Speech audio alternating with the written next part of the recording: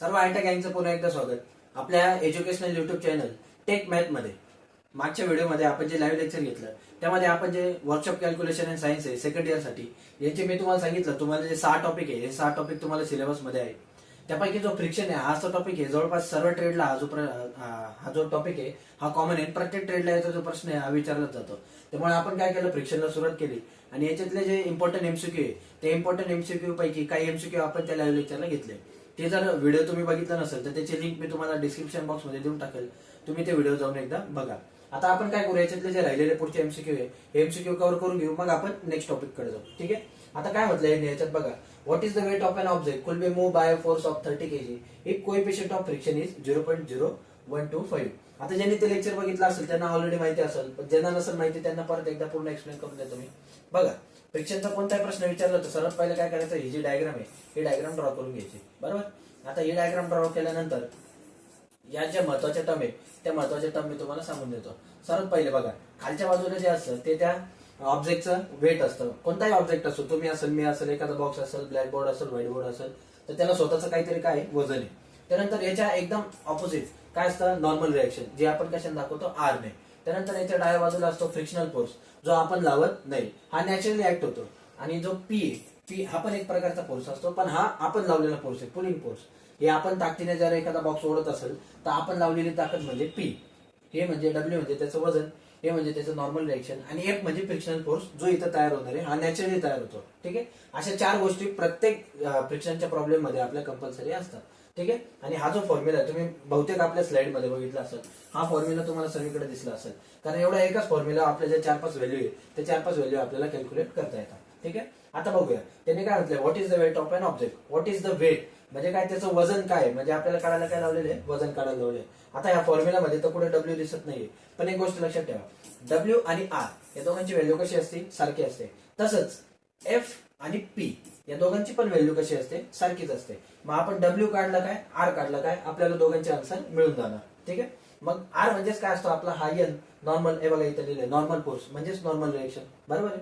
मग आपण हा फॉर्म्युला यूज करून काय करू शकतो, एन ची किंमत काढू शकतो. एन म्हणजेच आर, आणि आर ची किंमत आली म्हणजे आपला वेट जो आहे तो वेट आपला येऊन जाईल. ठीक आहे. बाकीच्या ज्या 2 व्हॅल्यू त्या त्यांनी आपल्याला दिलेल्या आहे. कोणती कोणती, to move by a force of 30 kg. Force दिलेला आहे, किती, फ्रिक्शनल फोर्स किती दिलाय, 30 kg. ठीक आहे. त्यानंतर कोएफिशियंट ऑफ फ्रिक्शन म्हणजे म्यू, याची किंमत दिली, किती दिली, 0.0125. आता त्या व्हॅल्यू आपण याच्यात काय करू, पुट करू सिम्पली. आता फॉर्म्युला आहे F is equal to mu into N. बरोबर. एफ फ्रिक्शनल फोर्स किती दिलाय त्यांनी आपल्याला, 30 kg. बरोबर. कोएफिशियंट ऑफ फ्रिक्शन किती दिलाय, 0.0125.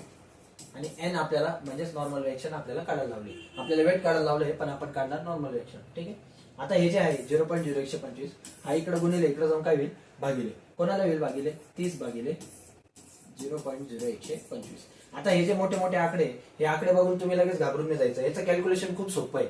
आणि एक गोष्ट तुम्हाला सांगतो, जे तुम्हाला एमसीक्यू येणार याच्यामध्ये तुम्हाला कधीच पॉईंट मध्ये उत्तर सापडणार नाही. हे सोडलं तर, कोएफिशियंट ऑफ फ्रिक्शन सोडलं तर, ते तुम्हाला शक्यतो असेच कॅल्क्युलेशन देतात जे तुमच्याकडून ओरली सॉल्व्ह होण्यासारखे. आता हे पण बघताना थोडंसं आपल्याला अवघड वाटतं, पण आपण जर याला थोडं सोप्या भाषेत समजायचं म्हटलं तर कसं करता येईल बघा. या बाजूला येतो मी, एन बरोबर 30 भागिले काय, 0.0125. बरोबर आहे. आता याला किती घर सोडून पॉईंट आहे त्याच्याकडे आपण लक्ष देऊ, 1 2 3 आणि 4. मग आपण याला काय करू, तेवढा 4 शून्याने याला काय करू, गुणून घेऊ. आता हे कशासाठी, याला जर 10 जर गुणलं, याचा जो पॉईंट आहे हा 4 घरं पुढे सरकेल, आणि याचा जो पॉईंट आहे तो पॉईंट निघून जाईल. तुम्ही नंतर कॅल्क्युलेटर मध्ये टाकून बघा, याचं उत्तर काय येईल, 125. आता खाली गुणलं तर वरती पण आपल्याला गुणावंच लागेल. तुम्ही म्हणाल सर वरती काय गरज आहे, वरती काहीच गरज नाही, पण जर आपण खाली गुणलं तर आपल्याला वरती पण गुणावं लागतं, नाही तर जो एक्झाम्पलचा मिनिंग आहे म्हणजे जो अर्थ आहे हा पूर्ण चेंज होऊन जातो. ठीक आहे. आता इथं बघू काय आलं, मग 30 भागिले वरती काय येणार, 30 वर किती शून्य, 1 2 3 आणि 4, 1 2 3 आणि 4, आणि खाली काय येणार आपलं 125. आता हे जे आपले साधे साधे आकडे आपले तयार झाले. आता 125 ने आपल्याला कोणाला भागायचं आहे, 30,000ला.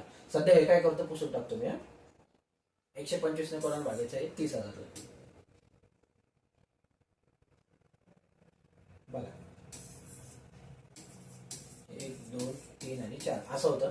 इथं होता आपला 125. बरोबर. आता 125 दुने किती होता आपले, 250. बरोबर. 3 केलं तर जास्त होईल, 100 तरी किती, इथं 100 आहे ना, 100 200 300 आणि 25 25 25 75 375 होऊन जातील. मग आपण याला कितीने गुणणार, 2 ने. मग इथं किती येणार 250. 0 10 5 गेले 5, हातच्याला 1 3 3 गेले 0. बरोबर. आता पुढचा नंबर काय आहे 0, तो घेतला आपण खाली. इथं संख्या तयार झाली 500. आता 125 गुणिले तुम्ही उत्तरात जरी बघितलं आता दोन ठिकाणी आपलं अर्ध निम्म उत्तर इथं सॉल्व्ह झालंय. दोन कुठे कुठे आहे फक्त या ऑप्शन मध्ये आणि या ऑप्शन मध्ये, म्हणजे हे दोघं ऑप्शन आपले कट झाले. ठीक आहे. आता थोडंसं पुढे जाऊ. पुढच्या आकड्यावरून आपल्याला लगेच क्लिअर होऊन जाईल. पुढचा आकडा जर आपला 4 नाही, ठीक आहे, थोडंसं सोडवावं लागून बघून घेऊ. चला, तर 125 याला गुणिले 5 केलं तर 500 पेक्षा जास्त होऊन जाईल. मग याला गुणिले किती करू आपण 4. बघा 4 25, 0 हातच्याला 2, 2 8 2 10, 0 हातच्याला 1 4 1 4 आणि 5, बरोबर किती आले 500.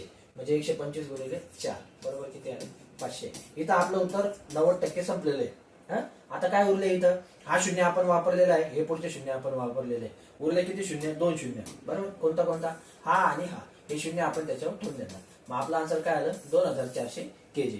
किती वेळ लागला 2 ते 3 मिनिटं लागले फक्त. मग आपलं फायनल आन्सर काय आलं 2400 केजी. ठीक आहे. समजलं. काय अडचण असेल तर व्हिडिओ काय करा परत एकदा रिवाइंड करून परत बघा. तसं आपल्याला पुढे आणखी एखादा एक्झाम्पल भेटणारच आहे. जाऊया पुढच्या एक्झाम्पलवर. याचा राईट आन्सर काय आलं मग आपलं 2400 केजी. जाऊया पुढच्या एक्झाम्पलवर. ठीक. काय म्हटलं आता बघा, which one of the following act in between wheel and road. खूप साधा सोपा सिंपल प्रश्न आहे. मागच्या व्हिडिओमध्ये पण आपण या टाईपचा एक प्रश्न बघितलेला होता. काय म्हटलंय त्यांनी, which of the following is act between wheels and road if vehicle are able to run on the road. म्हणजे काय, जर समजा एखादी गाडी असेल तर त्या गाडीचे जे व्हील आहे, व्हील म्हणजे जे टायर वगैरे, हे टायर आणि हे जे रोड आहे यांच्यामध्ये असं काय होतं की ती जी गाडी ती रस्त्यावर चालू शकते. तर ह्या दोघांमध्ये एकच क्रिया होती. कोणती क्रिया होती, फ्रिक्शनची. मी तुम्हाला मागच्याच व्हिडिओमध्ये सांगितलं होतं, फ्रिक्शन एकमेव अशी गोष्ट आहे की जिच्याशिवाय आपली कोणतीच ऍक्शन पूर्ण होऊ शकत नाही. तुम्ही जमिनीवर जरी चालताय तरी ते कशामुळे चालताय, फ्रिक्शन. कारण तुमचा आणि जमिनीचा काय होतोय, कॉन्टॅक्ट होतोय, फ्रिक्शन होतोय. आता काही ठिकाणी फ्रिक्शन चांगलं असेल तर काही ठिकाणी आपल्याला वाईट पण आहे. ते आपण हळूहळू पुढच्या जे प्रश्न येणार आहे त्याच्यात बघूया. सध्या त्यांनी काय म्हटलंय, तर व्हील आणि रोड यांच्यामध्ये कोणतं ऑपरेशन होतं जेणेकरून ती जी गाडी आहे ती रस्त्याने स्मूथपणे चालू शकते.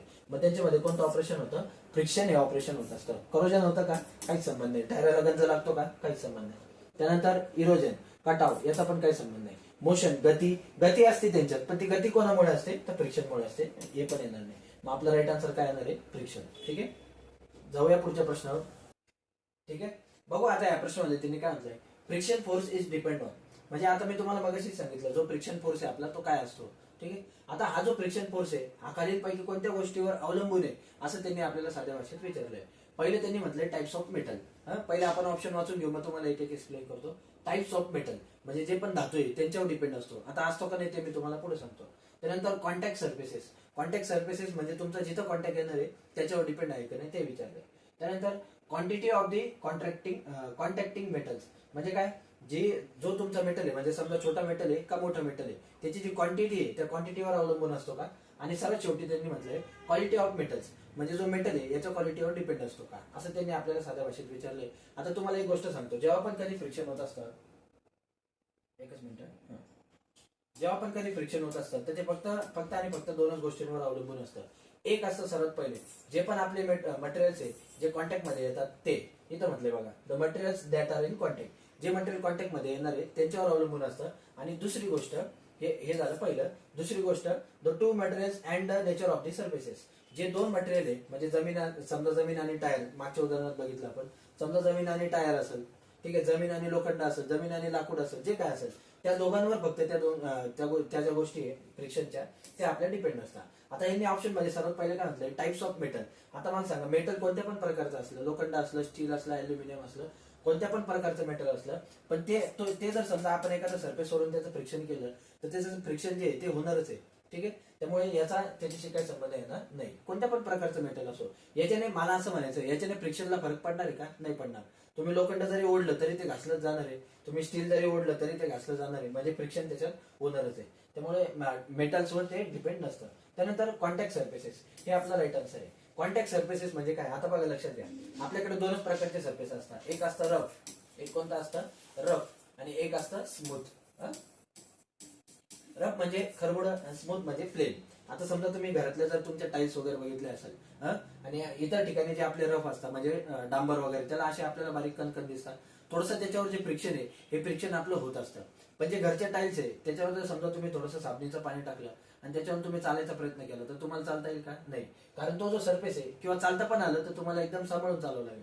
कारण तो जो सरफेस आहे तो सरफेस कोणता आहे, स्मूथ सरफेस आहे. आणि रस्ता वगैरे जो आहे हा आपला कोणता सरफेस आहे, रफ सरफेस आहे.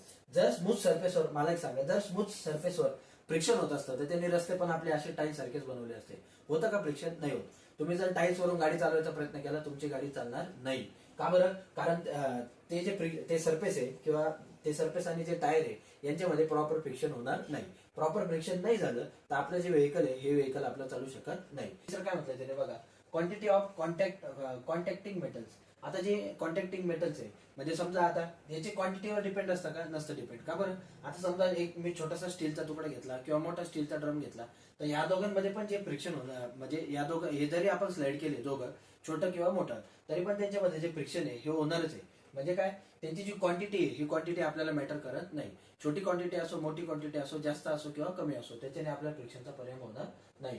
त्यानंतर क्वालिटी ऑफ मेटल्स, याच्यावर पण आपल्या फ्रिक्शनचा परिणाम होणार नाही. का बरं? समजा आता एखादा गंजलेला पत्रा असला तो जरी मी ओढला आणि एखादा पूर्ण तुम्ही सुपर फिनिश केलेला जरी जॉब असला तो जरी मी जमिनीवर ओढला तरी त्याच्यामध्ये जे फ्रिक्शन आहे हे होणार आहे. त्यामुळे याच्यावर पण ते डिपेंड राहणार नाही. मग फ्रिक्शन फक्त आणि फक्त आपला कशावर डिपेंड असतं? Contact surfaces. बरोबर?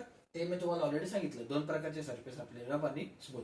ठीक आहे, जाऊया आपल्या पुढच्या प्रश्नावर.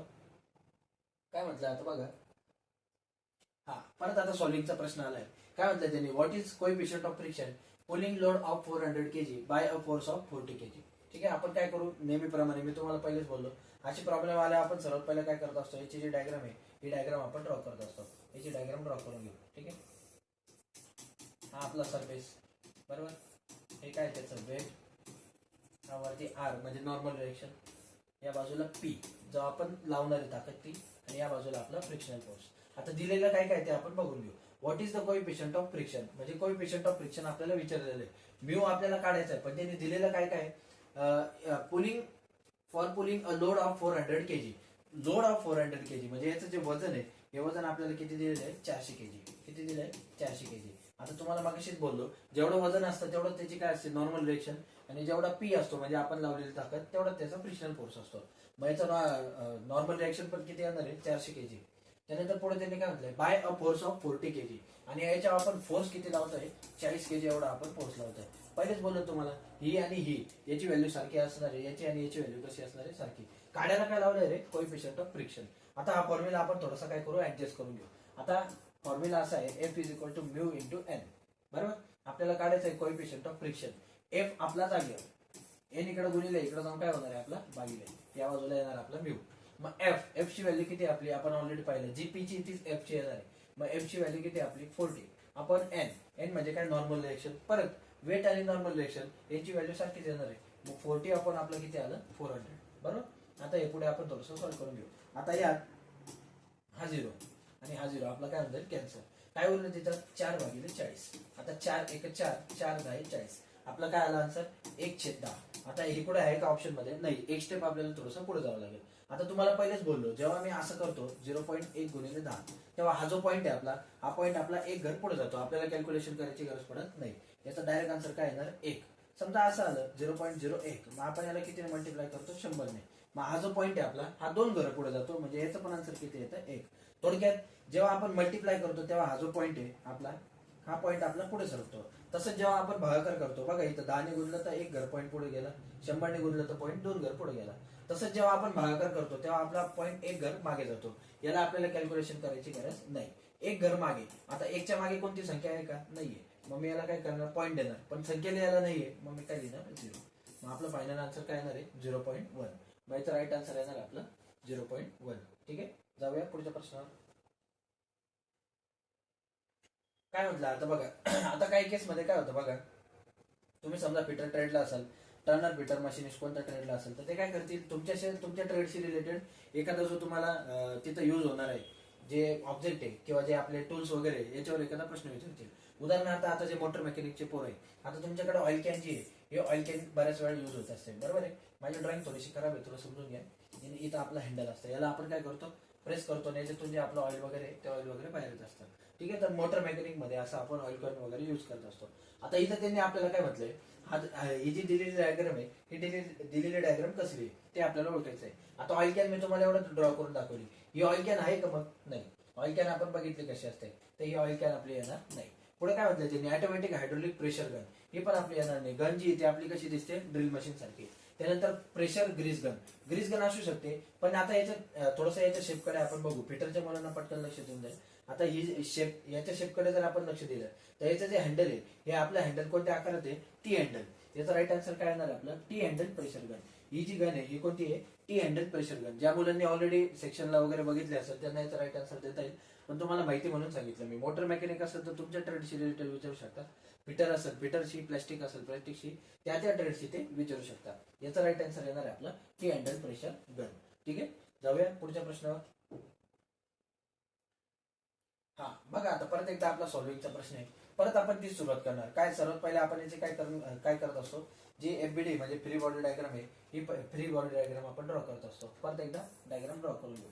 प्रत्येक वेळा सेम डायग्राम ड्रॉ होणार, याच्यात काहीच बदल नाही. बघा, इथं आपला डब्ल्यू, इथं आपला आर, इथं आपला पी आणि इथं आपला एफ. याच्यात काहीच बदल होणार नाही. फक्त जे बदल कशात होईल, त्यांनी दिलेल्या किमती आहे त्याच्यात थोडाफार काय होईल, बदल होईल. आता काय म्हणतात त्यांनी, how much force is required to move an object weight 20 kg. आता एक ऑब्जेक्ट दिलाय ज्याचं वजन किती आहे, 20 kg. किती वजन, 20 kg. मग नॉर्मल रिएक्शन पण आपली ऑटोमॅटिक 20 kg येणार आहे. If the value of M, आता हे लक्षात घ्या, एम म्हणजेच काय असतो आपला म्यू, म्हणजेच काय असतो आपला कोइफिशियंट ऑफ फ्रिक्शन. म्हणजे त्यांनी आपल्याला म्यूची व्हॅल्यू देऊन ठेवलेली आहे. आणि काढायला काय लावलेलं आहे, how much force is required to, म्हणजे याला ओढायला, एक 20 kg चा ऑब्जेक्ट आहे, याला ओढायला मला किती शक्ती लागेल, असं त्यांनी साधा प्रश्न विचारला. मग जी व्हॅल्यू पी ची येणार आहे तीच आपली कसली येणार आहे, एफ ची. मग आपण एफ कॅल्क्युलेट केला तरी पी येऊन जाईल. आणि डब्ल्यू तर त्यांनी दिलेलंच आहे, डब्ल्यू किती दिलंय, 20, म्हणजे आपली नॉर्मल रिएक्शन पण किती येणार आहे, 20 kg. बरोबर, फॉर्म्युला परत तोच आपला, F is equal to mu into N. F is equal to काय, म्यू इंटू एन. मग आता फोर्स त्यांनी दिलेला आहे का, नाही दिलेला, पण आपल्याला तो आपण त्याच्यावरूनच काय काढणार आहे, पी हा आपण जागेवर ठेवूया. त्यानंतर म्यू कोइफिशियंट ऑफ फ्रिक्शन, याची व्हॅल्यू किती दिली, 0.24. आणि एन, एन आपल्याला किती दिलाय, 20 kg. बरोबर, परत एकदा कॅल्क्युलेशनला आपलं सोपं आहे एकदम. आता बघा, 24 दुने किती होता, 48. पॉईंट वगैरे हा भाग आपण नंतर बघू. 24 दुने किती होता, 48. आणि हा जो शून्य आहे हा दसला तसा. आता आपण पॉईंटचा विचार करू. गुणाकारामध्ये आता इथं एकूण किती पॉईंट आहे, याला काय पॉईंट आहे का, नाहीये. याला किती पॉईंट आहे, मागून 1 आणि 2, 2 घरं सोडून याला पॉईंट आहे. मग इथं पण आपण काय करणार, 2 घरं सोडून पॉईंट देणार. मग आपला आन्सर येणार 4.80 kg. पण हा शून्य आहे, हा लिहिला नाही लिहिला तरी आपलं चालणार. मग आपला फायनल आन्सर काय येणार आहे, 4.8 kg. हा एक ऑप्शन मध्ये बघूया, पहिलेच ऑप्शन आहे. मग आपला राईट आन्सर काय येणार आहे, 4.8 kg. आता हे थोडंसं आपण सॉल्व्ह करायला घेतलं असतं ना, तर आपल्याला सुरुवातीला पण लक्षात आलं असतं. बघा, 24 दुने किती होता, 48. म्हणजे हे आणि हे ऑप्शन तर आपले आलेच नसते, ते आपण ऑलरेडी एलिमिनेट केले असते. मग एक तर हे आलं असतं, एक तर हे आलं असतं. आपला राईट आन्सर काय आलं, 4.8 kg. ठीक आहे, जाऊया पुढच्या प्रश्नावर. आता काय म्हटलंय त्यांनी, बघा, महत्वाचा भाग आहे, खूप सोपा आहे पण खूप महत्वाचा भाग आहे. इथं मी तुम्हाला जे आपले फ्रिक्शन आहे, या फ्रिक्शनचे प्रकार जे म्हणजे टाइप्स आहे, हे मी दाखवायचा प्रयत्न केलेला आहे. सर्वात पहिले आता आपण त्याचे प्रकार समजून घेऊ, मग आपण प्रश्नाकडे जाऊ. प्रश्न काही पण असो, आपण सर्व त्याचे टाइप समजून घेऊ. सर्वात पहिला प्रकार आहे फ्रिक्शनचा, स्टॅटिक फ्रिक्शन. आता स्टॅटिक फ्रिक्शन म्हणजे काय असतं बघा, एखादा जो बॉक्स आहे, स्टॅटिक याचा अर्थ काय, जागेवर स्थिर. एखादा जो बॉक्स आहे, टेबल आहे, बेंच आहे समजा, आता हा काय आहे, त्याच्या जागेवर उभा आहे. आता जरी तो त्याच्या जागेवर उभा असला तरी त्याला स्वतःचं काहीतरी काय असतं, वजन असतं. 10 किलो, 20 किलो, 30 किलो काहीतरी वजन असतं. आणि तो तिथं एका जागेवर उभं राहायला स्ट्रगल करत असतो. जसं आता समजा मी नुसता असं जरी उभं राहिलो तरी मी उभं राहायला काय करत असतो, स्ट्रगल करत असतो. माझी जी एनर्जी खर्च होत असते. का बरं, जी ग्रॅव्हिटी ही मला खाली खेचायचा प्रयत्न करत असते. तसंच हा जो ऑब्जेक्ट आहे, आता हा काहीतरी स्ट्रगल करतोय एका जागेवर उभं राहण्यासाठी. मग एका जागेवर उभं राहत असताना त्याच्यावर जे काही फोर्स लागणार आहे किंवा तिथं जे काही फ्रिक्शन तयार होणार आहे, त्याला आपण कोणतं फ्रिक्शन म्हणणार आहे, स्टॅटिक फ्रिक्शन. कोणतं फ्रिक्शन म्हणणार, स्टॅटिक फ्रिक्शन. हे बघा इथं, याला मोशन असतं का, नाही, याला शून्य मोशन असतं, याची हालचाल होत नाही, त्याला आपण कोणतं फ्रिक्शन म्हणतो, स्टॅटिक. हा झाला पहिला. त्यानंतर दुसरं बघू आपण, स्लायडिंग फ्रिक्शन. आता तोच बेंच समजा मी काय केलं, ओढत किंवा असं घासत नेला, बरोबर आहे. घासत नेताना काय होईल, त्याचं स्लायडिंग होईल. स्लायडिंग म्हणजे काय, तो एका जागेवर दुसऱ्या जागेवर जाईल आणि तो जमिनीशी असा स्लाइड करेल. तर त्या फ्रिक्शनला आपण कोणतं फ्रिक्शन म्हणतो, स्लायडिंग फ्रिक्शन. हे तुम्हाला पहिलेच बोललो होतं, ज्या बाजूला आपण फोर्स लावतो त्याच्या ऑपोजिट डायरेक्शनला जो फ्रिक्शनल फोर्स आहे, हा फ्रिक्शनल फोर्स ऍक्ट करत असतो. म्हणजे मी बेंच इकडे ओढला तर फ्रिक्शनल फोर्स तिकडे ऍक्ट करेल. मी बेंच जर त्या बाजूने ओढला तर फ्रिक्शन फोर्स या बाजूला ऍक्ट होईल. मुद्दा एवढाच आहे, याला आपण कोणतं फ्रिक्शन म्हणतो, स्लायडिंग फ्रिक्शन. त्यानंतर 3 नंबरचं आहे रोलिंग फ्रिक्शन. समजा एखादा व्हील आहे किंवा टायर म्हणा, कोणतं पण एखादा, ठीक आहे. आता हे जे टायर आहे, हे समजा मी याला असं ढकलून दिलं उतारावर, बरोबर आहे. याला काय केलं, असं ढकलून दिलं. तो काय करेल, त्याचं मोशन पकडून तो पूर्ण मोशनला लागून जाईल. उतार असेल तर अजून जोरात जाईल, सरळ सरफेस असेल तर एका पर्टिक्युलर पॉइंटला तो जाऊन काय होईल, थांबून जाईल. मुद्दा एवढाच आहे, जेव्हा हा जमिनीवर रोल होतो तेव्हा त्या फ्रिक्शनला आपण कोणतं फ्रिक्शन म्हणतो, रोलिंग फ्रिक्शन. आणि रोलिंग फ्रिक्शन हे नेहमी स्लायडिंग फ्रिक्शन पेक्षा कसं असतं, कमी असतं. सॉरी, कमी असतं. आणि जे स्टॅटिक फ्रिक्शन आहे ते स्लायडिंग फ्रिक्शन पेक्षा पण कसं असतं, कमी. म्हणजे इथून जे आपलं फ्रिक्शन आहे आपलं कमी कमी होत जातं आणि उलटं गेलं तर आपलं फ्रिक्शन वाढत वाढत जातं. ठीक आहे. तर असे याचे जे तीन आहे, हे तीन प्रकार आहे. आणखी एक प्रकार आहे तो आहे अँग्युलर फ्रिक्शन. तो आपल्याला मोस्टली विचारला जात नाही. आता त्यांनी इथं आपल्याला काय विचारलंय, आता आपण प्रश्न घेऊ. What kind of friction is called to object are in contact at rest. म्हणजे जर दोन ऑब्जेक्ट एका ठिकाणी रेस्ट पोझिशनला असेल तर ते कोणत्या प्रकारचं फ्रिक्शन आहे. मग ते आपण सुरुवातीलाच बघितलं, ते कोणत्या प्रकारचं फ्रिक्शन आहे, तर स्टॅटिक फ्रिक्शन. मग याचं राईट आन्सर काय येणार आहे, स्टॅटिक फ्रिक्शन. बाकीचे ऑप्शन आपण ऑलरेडी बघितले. स्लायडिंग फ्रिक्शन म्हणजे हे बघा हे. त्यानंतर कोणतं पाहिलं होतं आपण, रोलिंग फ्रिक्शन. रोलिंग फ्रिक्शन म्हणजे हे बघा हे पण ऑप्शन येणार नाही. आणि शेवटचं अँग्युलर फ्रिक्शन. आता तुम्ही ते मॉस्को कुवा वगैरे बघितलं असेल बघा, त्याच्यात ज्या गाड्या आहेत त्या अशा अँगल मध्ये गोल गोल गोल गोल फिरत असतात, तिथं पण फ्रिक्शन होणारच आहे. ते कोणत्या प्रकारचं फ्रिक्शन आहे, आपलं अँग्युलर फ्रिक्शन. आपलं इथं राईट आन्सर काय येणार आहे, स्टॅटिक फ्रिक्शन. कारण त्यांनी आपल्याला काय विचारलं, रेस्ट मध्ये असताना कोणतं फ्रिक्शन होतं, मग ते म्हणजे स्टॅटिक फ्रिक्शन. ठीक आहे. जाऊया पुढच्या प्रश्नावर. हा काय म्हटलंय बघा, पुन्हा एकदा आता सॉल्व्हिंगचा प्रश्न आहे थोडासा. What is the coefficient of friction if force of 30 newton is required to move a body of mass 30 kg. सोपा प्रश्न आहे. परत आपल्याला कॅल्क्युलेशन करायचे. तुम्ही आता बघितलं असेल जवळपास मी प्रत्येक ठिकाणी एकच फॉर्म्युला युज केलेला आहे. कारण तुम्हाला पहिलेच बोललो, पूर्ण फ्रिक्शन मध्ये एकमेव फॉर्म्युला आहे जो आपल्याला युज होणार आहे. फक्त आपल्याला काय करावं लागतं, याच्यात व्हेरिएशन येतं. व्हेरिएशन म्हणजे काय, कधी ते आपल्याला एफ काढायला लावतील, कधी ते आपल्याला म्यू काढायला लावतील, कधी ते आपल्याला एन काढायला लावतील, एवढंच. बाकी याच्यात काही बदल नाही. आता या प्रश्नामध्ये त्यांनी आपल्याला काय काढायला लावलेलं आहे, coefficient of friction. Coefficient of friction. Coefficient of friction म्हणजे काय, हा आपला म्यू, हा आपल्याला काढायचा आहे. त्यासाठी बाकीच्या दोन व्हॅल्यू आपल्याला माहिती पाहिजे. त्या कशा मिळवायच्या बघा. आता पुन्हा एकदा मी याची डायग्राम ड्रॉ करून घेतो. डायग्राम मध्ये काही बदल नाही, बरोबर. या हे त्याचं वेट, वरती त्याची नॉर्मल रिएक्शन, या बाजूला त्याचा पी आणि या बाजूला त्याचा फ्रिक्शनल फोर्स, बरोबर. आता काय म्हटलंय त्यांनी, जे जे दिलंय ते आपण लिहून घेऊ. काय म्हटलंय, what is the coefficient of friction of 30 newton is required to move a body of mass 35 kg. म्हणजे त्या बॉडीचं वजन दिलेलं आहे, किती दिलंय, 35 kg. आणि या बॉडीला ओढायला मला किती किती किलोची ताकद लागते, 10 न्यूटनची, सॉरी 30 न्यूटनची जी पॉवर आहे ही पॉवर लागते. आता याच्यात एक थोडासा प्रॉब्लेम आहे. हे जे युनिट त्यांनी दिलंय, हे युनिट कशामध्ये दिलंय, न्यूटन मध्ये. आणि हे जे युनिट दिलंय हे कशामध्ये दिलेलं आहे, केजी मध्ये. मग आपल्याला एक तर केजीचं न्यूटन करावं लागेल किंवा न्यूटनचं केजी करावं लागेल, त्याशिवाय ते आपलं सॉल्व्ह होणार नाही. आता ते करण्यासाठी त्यांनी आपल्याला इथं फॅक्टर पण दिलेला आहे. काय दिलेलं आहे, 1 kg बरोबर किती न्यूटन आहे, 10 न्यूटन. केजी मधून न्यूटन जाणं आपल्याला सोपं आहे. इथं आपल्याकडे किती केजी आहे, 35. पण 1 किलो म्हणजे किती न्यूटन आहे, 10 न्यूटन. मग 35 किलो म्हणजे आपले किती न्यूटन होतील, तर आपले होतील 350 न्यूटन. आता हे पण न्यूटन मध्ये झालं आणि पॉवर जी हे पण न्यूटन मध्ये झाली. आपल्याला काढायचा कोएफिशियंट ऑफ फ्रिक्शन. फॉर्म्युला आहे F is equal to mu into N. आता हा जो एन आहे, हा एन आपला इकडं गुणिले इकडं जाऊन काय होणार आहे, भागिले कोणासोबत, एफ बरोबर एफ भागिले एन. इकडं उरला आपला कोएफिशियंट ऑफ फ्रिक्शन. पण आता परत तोच प्रश्न आला, एफ ची किंमत आपल्याकडे आहे का, नाहीये. पण मी तुम्हाला मगाशीच बोललो, पी आणि एफ या दोघांची किमती कशा असतात, एकसारख्याच असतात. जसं डब्ल्यू आणि आर ची किंमत एकसारखीच असते.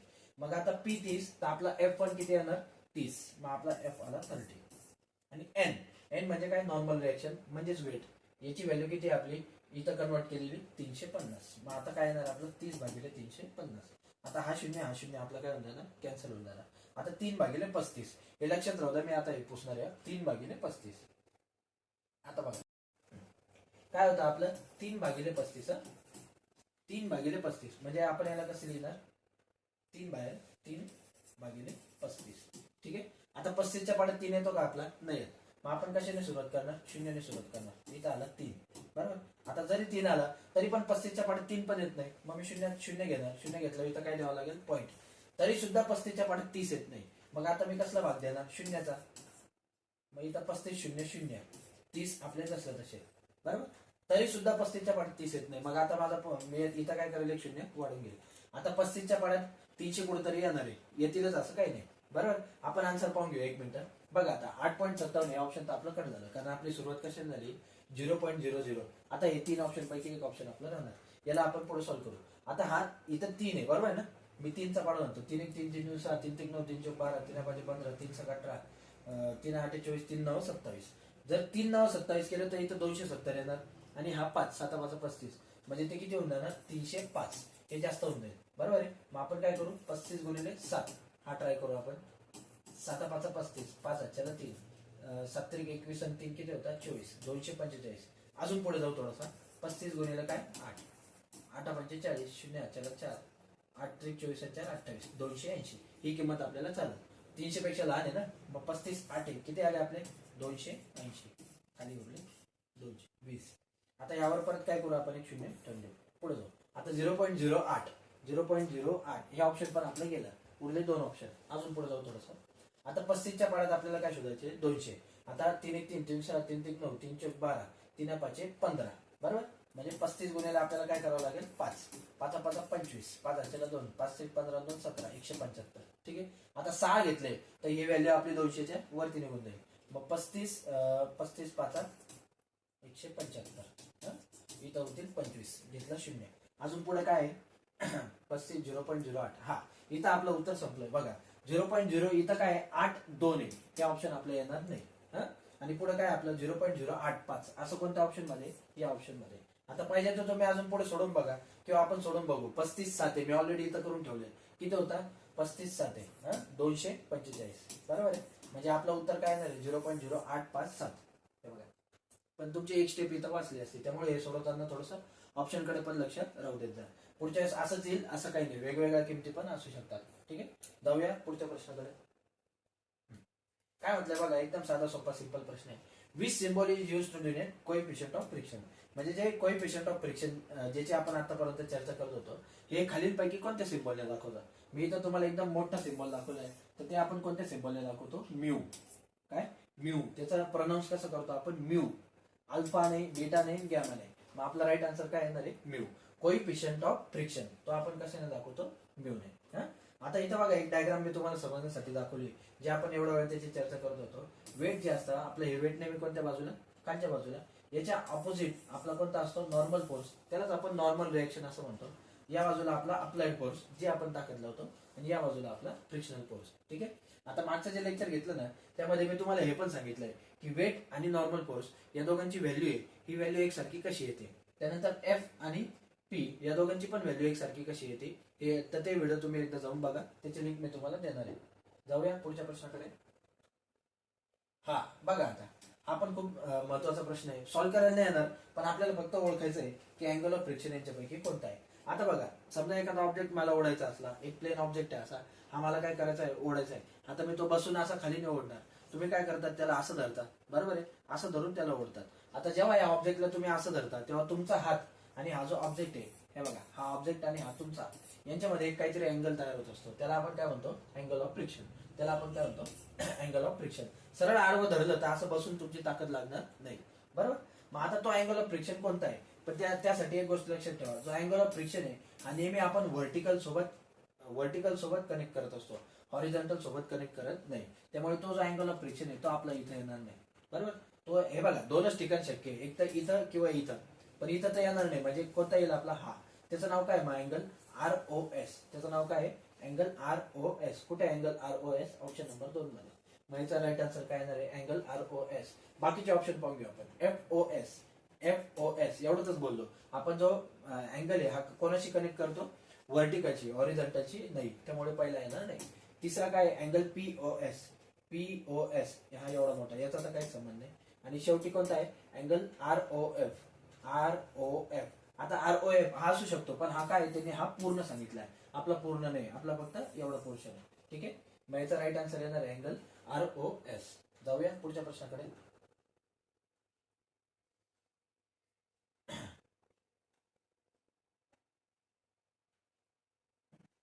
ठीक आहे. आता बघा काय म्हटलं त्यांनी, परत अँगल ऑफ फ्रिक्शनचा एक प्रश्न आहे. हा काय आपल्याला सॉल्व्ह करायचा नाहीये. तुम्ही फक्त एक गोष्ट समजून घ्या, हे जे आहे ना, हा प्रश्न तुम्हाला विचारणं म्हणजे फ्रिक्शनची हाईट आहे, म्हणजे याच्यापेक्षा अवघड काहीच नसतं.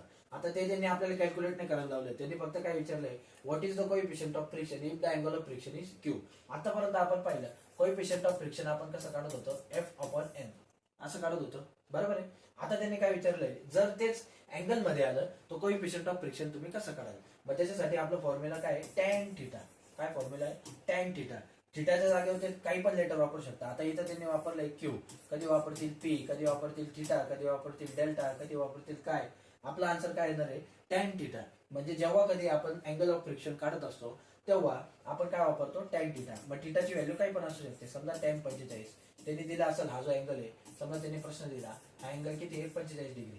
मग टॅन 45, तेव्हा आपलं कोएफिशियंट ऑफ फ्रिक्शन किती येणार आहे? 1. कारण टॅन 45 ची किंमत किती येते? 1. असं 30, 60, 90 काही पण असू शकतं. आपल्याला ते सॉल्व्ह करायचं नाही. आपल्याला फक्त त्यांनी विचारलंय की कोएफिशियंट ऑफ फ्रिक्शन जर अँगल मध्ये आला तर तुम्ही तो कसा सॉल्व्ह कराल. तर तो सॉल्व्ह करायला आपण काय वापरतो? Tan theta. काय वापरत असतो? Tan theta. इथं त्यांनी क्यू लेटर दिलंय म्हणून आपण त्याला काय म्हणतोय? Tan Q. त्याने जर पी दिला असेल तर आपण म्हणणार टॅन पी. त्याने थिटा दिला तर आपण म्हणणार टॅन थिटा. त्याने जे लेटर दिलं असेल ते. ठीक आहे. तर असे जे आपले फ्रिक्शनचे 23 इम्पॉर्टंट क्वेश्चन होते ते आपण बघितले. बाकीचे जे टॉपिक आहे हे सर्व टॉपिक मिळून आपण 100 MCQ हे आपण कम्प्लीट करणार आहे. तर हे 100 MCQ जरी तुम्ही करून घेतलं तरी तुमचं सेकंड इयरचं जे वर्कशॉप कॅल्क्युलेशन अँड सायन्स आहे हे पूर्णचे पूर्ण कव्हर होऊन जाणार आहे. त्याच्यामधून पण मी अजून शेवटी जेव्हा तुमची एक्झाम होणार आहे तेव्हा अजून त्याच्यातून मी साधारण 25 ते 50 प्रश्न अजून कमी करून टाकणार आहे. आणि जे इम्पॉर्टंट 50 ते 75 MCQ आहे हे परीक्षेच्या आदल्या दिवशी मी तुमच्या घेणार आहे. ठीक आहे. तोपर्यंत चॅनलला कनेक्ट राहा. आपल्या काय अडचण असेल तर खाली कमेंट करा. एखादा प्रश्न समजला नाही किंवा चुकीचा सांगितला गेला किंवा काही पण असेल तर खाली कमेंट करा. आणि व्हिडिओ पहिल्यापासून शेवटपर्यंत 2-3 वेळा बघा म्हणजे हा टॉपिक तुमचा क्लिअर होऊन जाईल. ठीक आहे. Thank you so much. थँक्यू.